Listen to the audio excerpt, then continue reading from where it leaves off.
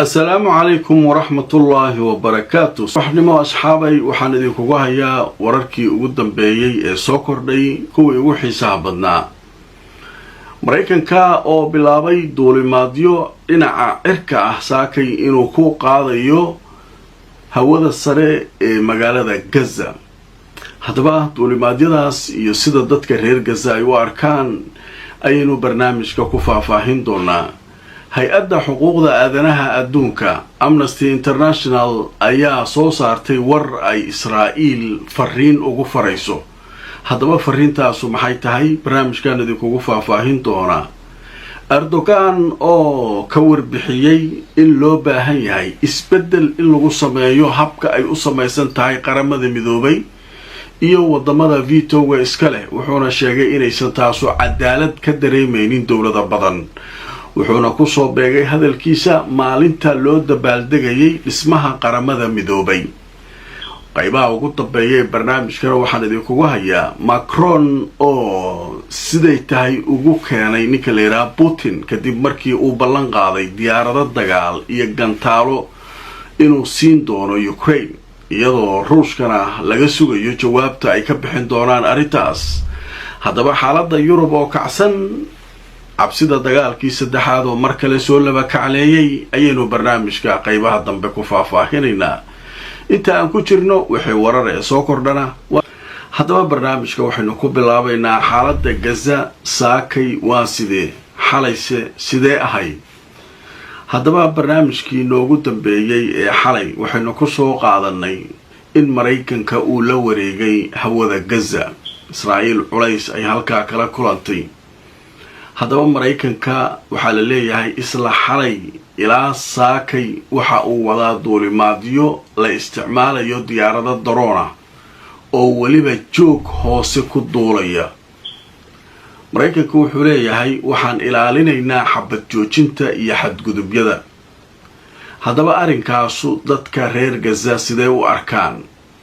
haddaba aan idin tuso wararkii ugu dambeeyay ee sheekada laga qoray. diyaaradaha daroonka ayaa la sheegay inay jawi hoose ku duulayaan Gaza dusheeda. warbixino dhinaca Falastiiniyiinta laga helay waxay sheegayaan in diyaaradahaasu ay joog hoose ku duulayaan hawada dhinaca galbeed ee Gaza oo ay aad u duulayaan sida la leeyahay.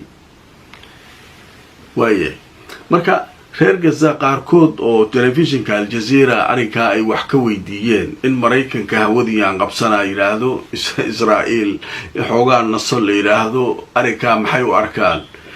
inta badan dadkii la wareystay waxay leeyihiin waxa isu kaala dhaabaan male, shaarkii noo soo badasheen leeyihiin, wax ay isu kaala dhaamaan ma jiraan leeyihiin. waa dameer iyo dhagihiisa ma maqli jirta tiyo kale isticmaalayaan. waxay leeyihiin waxa isu kaala dhaabaan male, kuwaan waa duuli jireen kuwaana waa duulayaan.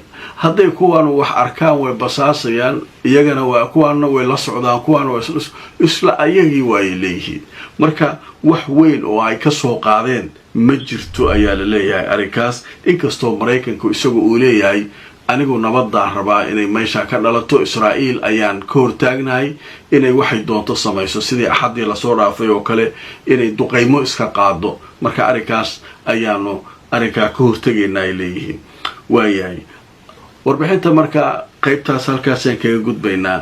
qaybta kale, hay-adda xuquuqda aadamaha ayaa waxa ay soo saartay warbixin ay leedahay fariin ay Israa'iil ugu dirayso oo weliba qusaysa arrimaha gargaarka. haddaba fariintanu maxay tahay? fariintu waxay tahay gargaarka waa inay fasaxdaa. sababtoo ah hay-adihii oo dhan qaylinaya gargaarkii meeshuu saaran yahay, maaragtay wadooyinkii uu safan yahay. waataan shalay barnaamijyadeedii ku soo qaatay in xataa yahuud ay hortaagan tahay qaar ka mid ah baabuurtii. marka arrinkaasu wax maaragtay dhibaato ku ah reer Gaza ayuu noqday. haddaba aan idin tuso. Al Jazeera waxay leedahay Human Rights Watch hay-adda la leeyahay waxay sheegtay waxaa waajib ku ah Israa'iil in cadaadis lagu saaro sidii ay u gelin lahayd Gaza gargaarka u fasaxi lahayd. hay-adda Human Rights Watch ayaa waxay sheegtay inay muhiim tahay xulafada Israa'iil inay cadaadis ku saaraan Israa'iil in ay ogolaato gargaarka in la geliyo. sidoo kale gargaarkana ay markaa ka shaqaynayso hay-adda la yidhaahdo onorwa ee qaxootiga u qaabilsan qaramada midoobay caqabadaha ay hor dhigtayna inay ka qaado arrintaas. marka hay-adihii xataa markii hore way ka aamusnaan jireen. horey waan taan barnaamijyo idinkugu soo qaaday hay-addii xuquuqda aadanaha aaway Amnesty International, Human Rights Watch, waxaan maxay uga hadli waayeen dhibaatada meesha ka jirta. hadda waxaad dareemaysaa adduunkii oo dhan dhibkii inuu soo karay, say dadweynihii adduunka u mudaaharaadayeen, dowladihii qaar ay u lahaayeen annaguna Falastiin waa aqoonsanaynaa, waa adduunkii oo dhan marka hadda Israa'iil markaa ka hor yimid. marka hay-adihii xuquuqda aadamuhu ayaguna dadkaaga dhinac ka raac maqli jirta, ayaguna hadday bilaabeen inay Israa'iil cadaadis saaraan oo ay yidhaahdaan waa in dowladaha saaxiibka laha Israa'iil ay ku qasbaan oo cadaadis ku saaraan inay gargaarka geliso Gaza.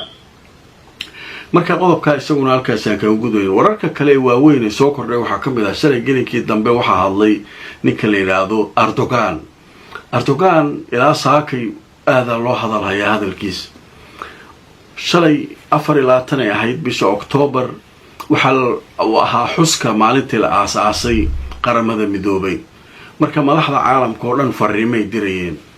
Erdogan marka fariintan uu diray hadda ka horna wuxuu ka sheegay isagoo qaramada midoobay taagan, wuxuu dhahay dunidu cadaalad ma dhacayso inta qaramada midoobay habka ay u dhisan tahay wax laga bedelayo.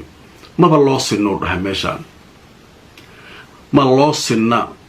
dowladaha vetoga iska leh ee wax walba diidi kara iyo kuwa kale adduunka ka tirada badan marka wax loo siman yahay ma aha.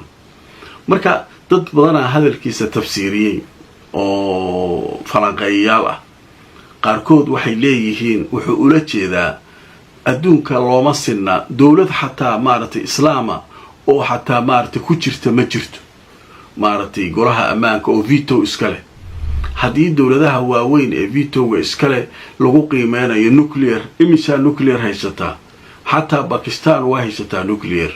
marka ma la geliyo marka arrimahaas oo dhan doodaas marka dood kulul oo soo xoogaysanaysa waaye. muddooyinka dambe oo dhan qaramada midoobay Maraykan wuxuu rabo ka sameynayay veto iska isticmaalaya, mar asagii Russia isku dhacay, Russia veto isticmaalaya, marka awood kaliya waxba laguma qiimeeyaa lagu leeyahay. marka haddaba marka aan idintusoo wararkii ugu dambeeyay sheekada laga qoray iyadoo loo dabaaldegayo maalinta qaramada midoobay. madaxweyne Erdogan wuxuu ku baaqay in dib u eegis lagu sameeyo habka uu u dhisan yahay golaha ammaanka ee qaramada midoobay. fariin ayuu madaxweyne Erdogan diray oo ku saabsanayd munaasabada maalinta aasaaska qaramada midoobay oo markaa iyadu jirsatay sida la leeyahay oo maalin walba la xuso sida la leeyahay 24 Oktoobar ama sanad walba la xuso 24 Oktoobar in la xuso. marka waana 80 jirsatay qaramada midoobay. marka 80 sano ayay gaartay had qaramada midoobay, 80 ay jirtaa. marka waa in marka waxaan wax laga bedelaa uu leeyahay ninka Erdogan la leeyahay. laakiin dad badan waxay leeyihiin yaa ka dhageysanayay dowladahan iyaga isleeysiin meesha Maraykan, Ingiriis iyo Faransiis oo dhinaca, Ruushka iyo Chinese oo dhinaca, shantooda bas ay rabaan inay meesha iyagu haystaan. marka si loo fiiriyana waa dowlado waaweyn oo adduunka hadda kuwa ugu awooda badan ah. marka 80 sano guuradeedii ayaa marka hadda la xusayay shalay 24 Oktoobar sanad walbana waa la xusaa. qadar xayeysiisa kadib asxaabay waxaynu u gudbi doonaa arinta ku saabsan ninka la yiraahdo Macron, madaxweynaha Faransiiska oo sheeko la yaab leh ku sameeyay Putin oo cara ku maqan sida la leeyahay. haddaba arinta waan eegi doonaa xayeysiinta kabahii ugu dambeeyay ayaynu maraynaa. qaybtan waxaynu kaga hadlaynaa arrin aad cajiib ah oo la leeyahay waxa ay abuuri kartaa mar kale inay sii xoogaysato cabsida dagaalka saddexaad ee adduunka. ninka Putin hore ayuu ugu sheegay dowladaha NATO iyo kuwa Yurubiyanka dhammaantood wuxuu ku yiri hub aniga khatar igelin kara haddii Ukraine la siiyo. macnaheedu wuxuu ka dhigan yahay in la soo weeraray oo Ukraine hubka ay isticmaasho. waatii hadda Maraykanka iyo isagu ay isku dhaganaayeen gantaalaha la yiraahdo Tomahawk oo Maraykanka ay ka dalbatay Ukraine. taasoo markii dambe Trump uu yiri arintaa waanu joojinaynaa oo haddii la siiyo Ruushka wuu qayliyey. hadda marka ninkii Macron ahaa ayaa mar kale ka xanaajiya la leeyahay Putin. haddaba muxuu sameeyay aan idin tuso wararkii ugu dambeeyay arinkaa laga qoray. jaridada la yiraahdo Ra'yul Yawm ayaa saakay waxay qoraysaa warbixin ay kaga hadlayso arinkaas, waxayna leedahay Macron ayaa wuxuu la tartamaya ninka la yiraahdo Ruushka, wuxuuna sheegay inuu bixin doono sawaariiqda la yiraahdo Star iyo diyaaradaha dagaalka ee la yiraahdo Mirage 2000, waxaana uu siin doonaa Ukraine. haddaba wuxuu sheegay arinkaas inuu waajib yahay in culays la saaro Moscow si ay u yareyso waxa uu Putin samaynayo. taxaddi ayuu la galaa la leeyahay. taxaddigu waa iska dhicin in la iska dhiciyo ma ahane ninka la yiraahdo Putin war kale ma jiraa leeyahay. marka ninka Putin la leeyahay marka wali jawaabtiisii soo ma bixin, laakiin saacadaha soo socda hadii alla idmo waxa leeyahay way soo bixi doontaa sida warbaahintu ay aad uga hadlayaan. marka laakiin arinka maxaa ka dhalan kara? gantaalahan Star kala leeyahay waxay gaari karaan gudaha Ruushka. Faransiiska farsameeyay diyaaradaha Mirage 2000 la leeyahayna Faransiiska farsameeyay waxay ka mid yihiin diyaaradaha dunida ugu halista badan oo NATO iyo reer galbeedku ay aad markaa u isticmaalayaan. marka arimahaas markii hadii ay dhacaan waxa leeyahay waa alkala baxnaati, waa lagu kala tagayaa meesha. Ruushkuna wuxuu rabo soo ridayaa, Faransiis isagu way isdab saarayaan, NATO soo gali doonta, xaalku xumaanaya. marka arinkan wuxuu gariir la leeyahay amniga dunida oo dhan. laakiin waa la sugayaa falcelinta madaxda NATO iyo kuwa kale ay ka sameynayaan talaabadan uu Macron uu leeyahay waan qaaday. haddaba waa arki doonaa xaalka adduunku waa iska sidaas, hirigtu waa iska badan tahay, waa iswaanjabaadu way badan tahay. marka waa arki doonaa. barnaamijkaygii subaxnimo asxaabay inta ayaan ku soo gabagabeynaynaa. wixii fakaray aragtiya noogu reeba qaybta commentiska, like gareeyo oo share gareeya. inta aan mar kale barnaamijka lamida ku kulmayno meel kastoo aad joogtaan, sidaas iyo nabadgelyo.